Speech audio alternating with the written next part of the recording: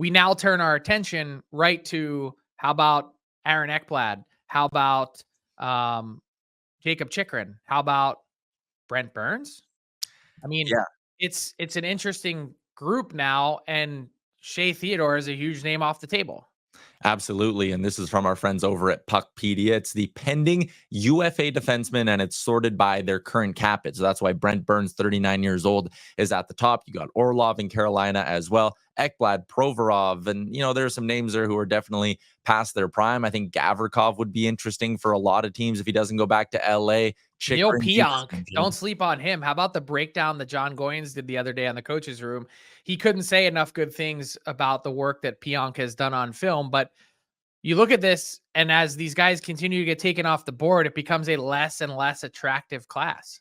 Yeah, and that's exactly what I was going to get to. Was this is the list right now, but I can see a whole bunch of these guys re-signing in their current spots, and I'll be fascinated to see by December or January how this list looks and how many guys who are in the 11 to 20 range, if you want to call it that, are then into the top 10, because once you get out of that top 10, you kind of got to start wincing and squinting a little bit more to find pieces who could help a contender. And I think it just goes to show, Frank, if you're a team that is looking or is in their cup window whose weakness is defense, I don't think you can just sit there and hold your breath and go, oh, we're going to wait till the summer and we'll solve it then. Like, you probably need to get aggressive on the trade market if you're going to solve your issues. And that's really hard to do, as we'll talk about in Icebreakers coming up shortly, with a couple teams already looking for defensemen. I mean, it's all the good ones are all locked up. And I wonder if getting that Shea Theodore extension done, does that do anything to help Aaron Ekblad in his talks with the Florida Panthers? Because I believe it's been pretty slow on that front.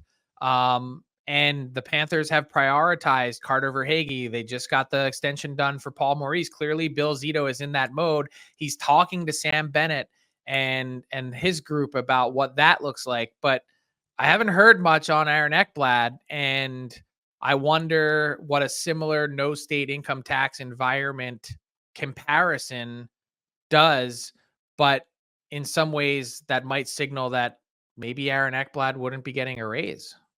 Yeah, so Ekblad right now in the final year of a deal at 7.5, and I guess you kind of just answered what my next question was going to be. The Panthers have right now, again, assuming a $92 million cap, about $18.7 million in space next year. Is the Theodore deal the comparable or the ceiling for Ekblad? I think it's the ceiling. I don't think Ekblad's been quite as good as Theodore, and definitely not as impactful, and the injuries have been pretty significant for Ekblad.